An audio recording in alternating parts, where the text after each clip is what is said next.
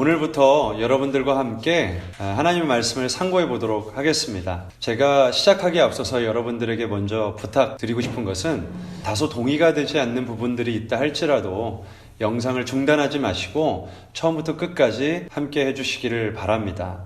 저는 여러분들과 불필요한 성경적인 논쟁을 하고 싶은 마음은 정말 추호도 없습니다. 다만 제가 원하는 것은 우리가 바른 진리 안에서 살아계신 하나님을 알아가는 것입니다. 우리의 영혼이 살고 죽는 문제가 거기에 달려있기 때문이죠. 그래서 오늘부터 저와 여러분이 하나님 말씀 안에서 무엇이 정말 옳은가, 무엇이 정말 성경적인가 함께 고민해보는 시간들을 갖기 바랍니다. 베레아 사람들이 간절한 마음으로 말씀을 받고 이것이 정말 그러한가 날마다 성경을 상고했다고 했는데, 오늘 저와 여러분이 이 말씀이 정말 그러한가 성경적으로 함께 상고해보는 시간이 되었으면 좋겠습니다. 우선 마태복음 13장 11절 본문 말씀을 함께 읽고 제가 말씀을 이어가도록 하겠습니다. 대답하여 가라사대 천국의 비밀을 아는 것이 너희에게는 허락되었으나 저희에게는 아니 되었나니. 오늘 우리가 함께 마태복음 13장 11절 말씀을 통해서 두 가지를 함께 나누기를 원하는데요. 첫 번째는 천국의 비밀이 과연 무엇인가? 두 번째는 이 천국의 비밀이 누구에게 풀어지는가? 이 두 가지를 함께 성경적으로 살펴보도록 하겠습니다. 오늘 본문의 말씀은 이렇게 시작이 됩니다. 예수님께서 네 가지 밭의 비유를 말씀하시죠. 그리고 제자들이 이 비유의 의미를 묻습니다. 어찌하여 저희에게 비유로 말씀하시나이까? 이렇게 물을 때 예수님께서 그에 대한 답변을 주신 것이 오늘 마태복음 13장 11절 말씀이죠. 11절 말씀에 보면 예수님께서 이렇게 말씀을 하십니다.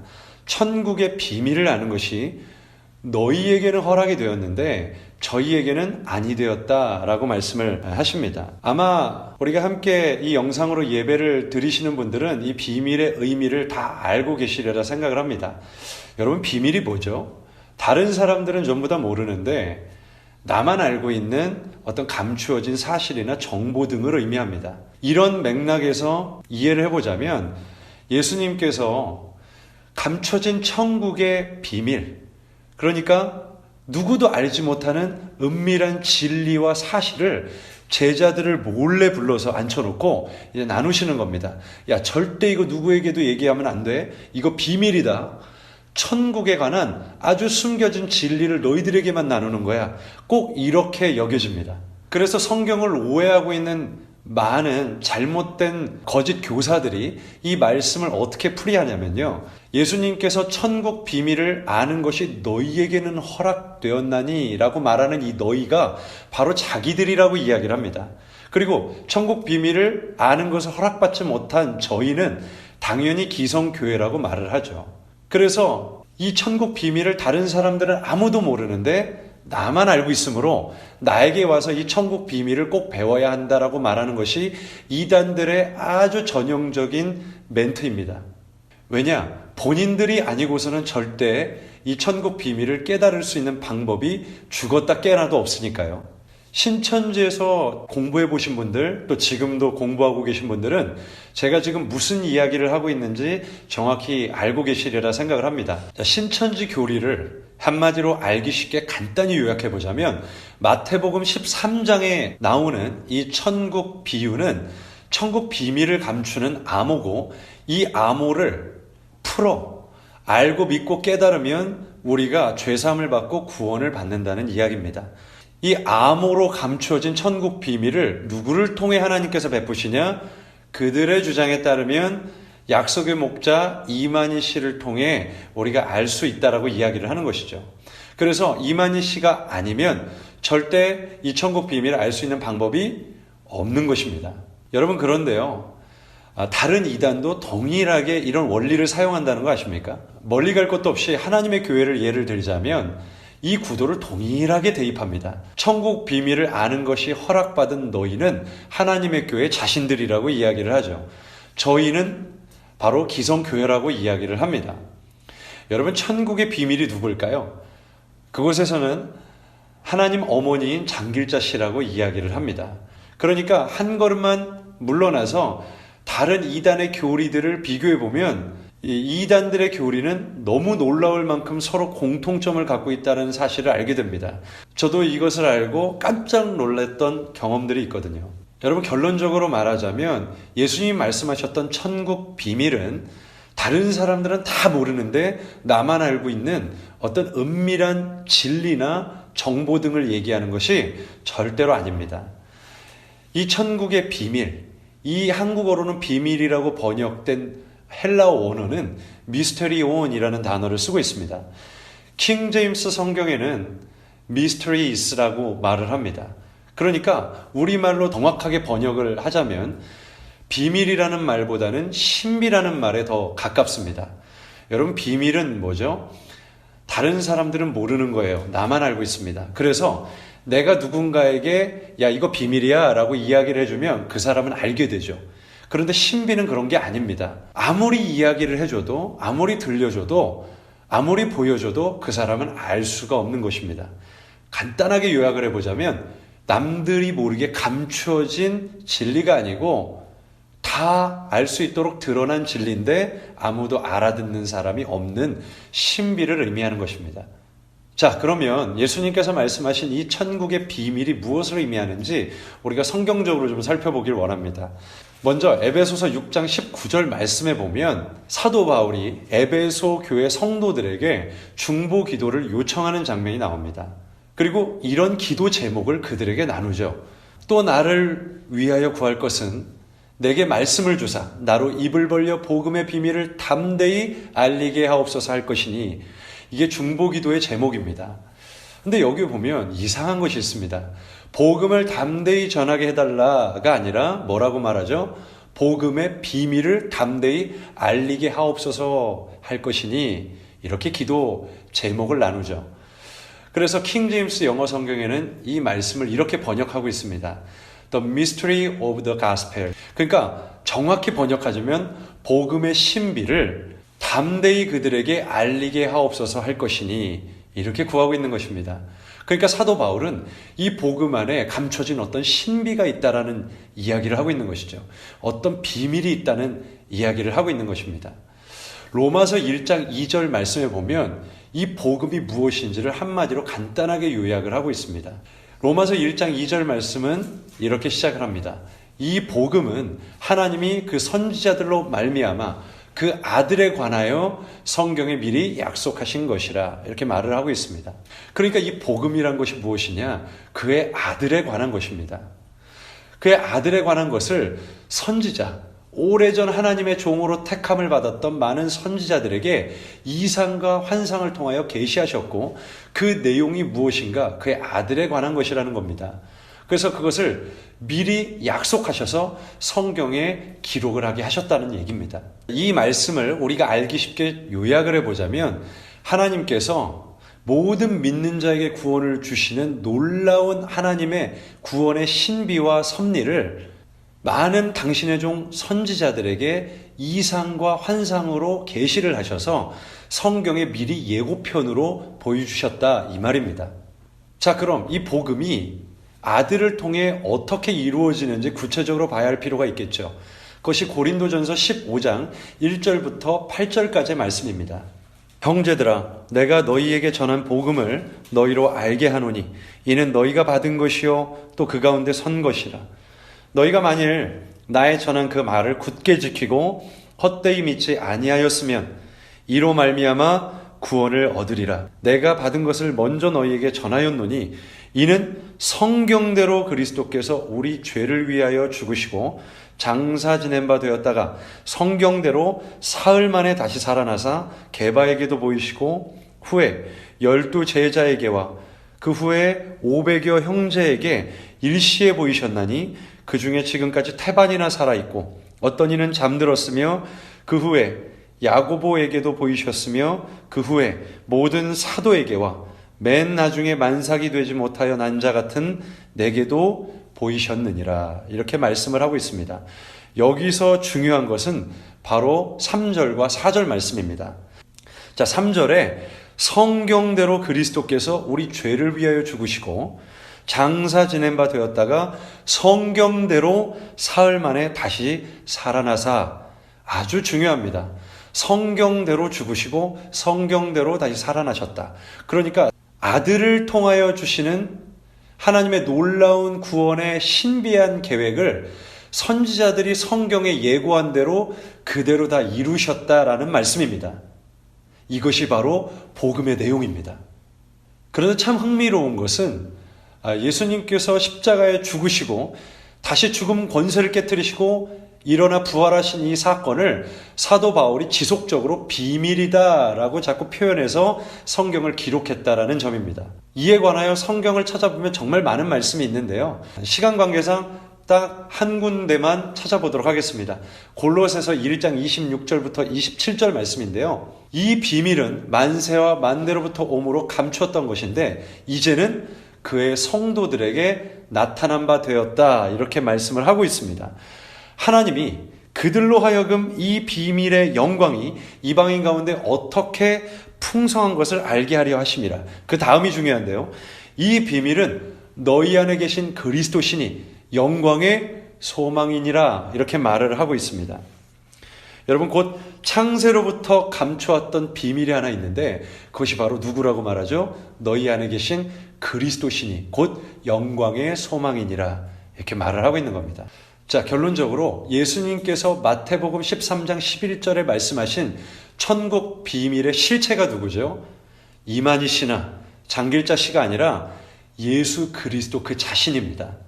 이것을 통하여 우리가 천국에 이를 수 있고 하나님의 구원을 우리가 누릴 수 있게 됩니다. 자, 이제 다시 마태복음 13장 11절 말씀으로 돌아가서 이 너희와 저희에 대해서 좀 정확히 알아보겠습니다. 이 천국 비밀이 누구에게 열리고 풀어지는가? 이걸 좀 살펴볼 필요가 있겠죠.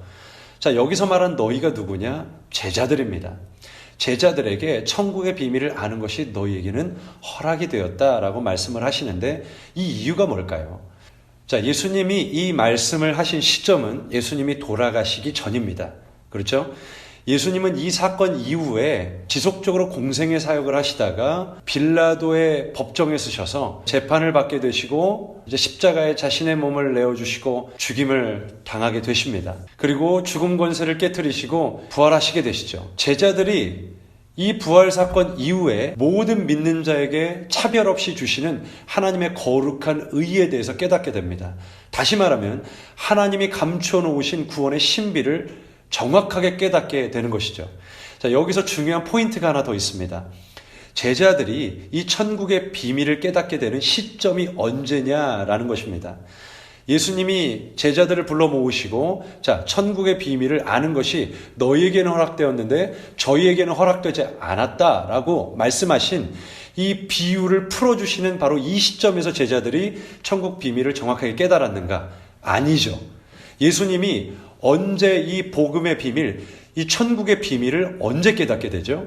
자, 요한복음 2장 22절 말씀을 함께 보겠습니다.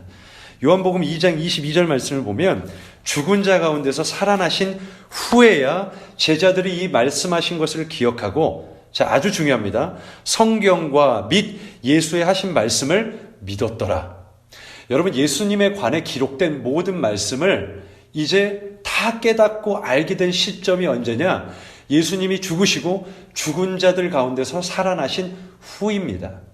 그러니까 예수님이 성경대로 오셔서 죽으시고 성경대로 오셔서 살아나셨다라는 이 감춰진 놀라운 구원의 신비를 깨닫게 되었을 때 그들이 비로소 이 성경 말씀을 깨닫게 된 것이죠. 자, 그러면 신천지에서 주장하는 것처럼 비유를 베풀어 깨달아 시험을 보고 반복 숙달하여 외워야 천국 비밀을 정확히 알 수 있는 걸까요? 아니죠. 예수님이 죽으시고 부활하신 이 구원의 신비를 깨달을 때 우리가 진정으로 천국의 비밀을 깨닫게 되는 줄로 믿습니다. 자, 그렇다면 여기서 말하는 저희는 누굴까요? 이 천국 비밀을 알지 못했던 저희는 바로 당시의 무리들을 의미합니다. 잘 아시겠지만 무리들은 어떤 사람들이었죠? 예수님이 기적이 좋아서 쫓았던 사람이지 예수님 자신이 좋아 쫓아다녔던 사람들이 아니었습니다. 그들은 진리 자체에 관심이 있다기보다는 그들을 흥분케 해줄 많은 극적인 기적을 쫓았던 사람들이었습니다. 그런데 그들의 이 어긋난 기대가 예수님을 십자가에 못 박게 했습니다. 예수님을 조롱하고 핍박하는 사람들이 되었습니다. 결국 그들이 어떻게 됐죠? 예수님께서 내가 곧 이 일 때문에 왔다라고 말씀하신 십자가에 죽으시고 다시 사는 이 복음의 비밀을 그들이 깨달았습니까? 깨닫지 못했습니다. 자, 그러므로 마태복음 13장 11절에 등장하는 천국의 비밀은 예수 그리스도 그 자신입니다. 그리고 천국의 비밀을 알게 된 너희는 누구죠? 예수 그리스도를 믿음으로 바라보는 모든 사람들을 의미합니다. 그래서 그분이 죽으시고 다시 살아나신 이 부활 사건이 바로 소망 없는 나 같은 자를 위한 것임을 깨닫고 그 하나님의 놀라운 구원 계획과 신비를 깨닫고 감탄하고 찬양하는 모든 사람들을 의미하는 것입니다. 자, 사랑하는 여러분, 예수 그리스도 외에 구원을 얻을 수 있는 다른 이름을 우리에게 주신 적이 없습니다. 오직 예수님을 통해서 우리는 천국에 이르를 수 있습니다. 그것을 위해서 예수님이 이 땅에 육신을 입고 오셨고 몸이 찢기셨고 침뱉음 당하셨고 십자가에 매달려 죽으셨습니다. 죽으셨을 뿐만 아니라 죽음의 권세를 깨트리시고 다시 살아나셔서 모든 믿는 자의 소망이 되어주셨습니다. 그래서 이 복음을 믿는 모든 자에게 차별 없이 하나님의 거룩한 구원의 선물을 주신다라고 성경이 말하고 있습니다. 이 복음의 비밀이신 예수 그리스도를 우리가 알고 믿고 깨달아서 우리가 꼭 구원을 얻는 저와 여러분 되시기를 주님의 이름으로 축복합니다. 제가 이 말씀을 마무리하면서 여러분들에게 꼭 소개해드리고 싶은 찬양이 하나 있습니다. 제가 어릴 때 들었던 찬양인데요. 예수 그 이름이라는 찬양이 있습니다. 이 가사를 보면 이 복음의 신비이시고 비밀이신 예수 그리스도가 이 땅에 왔는데 그것을 누구도 알아보지 못하고 그를 건축자의 버린 돌처럼 십자가에 버렸습니다. 그런데 하나님께서 그를 가장 중요한 모퉁이 돌로 삼으셨다는 믿음의 고백입니다. 그래서 모든 믿는 자에게 다른 사람들은 싫어버린 예수 그리스도가 우리에게는 기쁨이 되고 소망이 되었다라는 고백입니다. 이 찬양을 우리 함께 들으시고 오늘 말씀 여기서 마치도록 하겠습니다. 이 말씀을 읽고 마치도록 하겠습니다. 십자가의 도가 멸망하는 자들에게는 미련한 것이요 구원을 얻는 우리에게는 하나님의 능력이 됨이라. 아멘.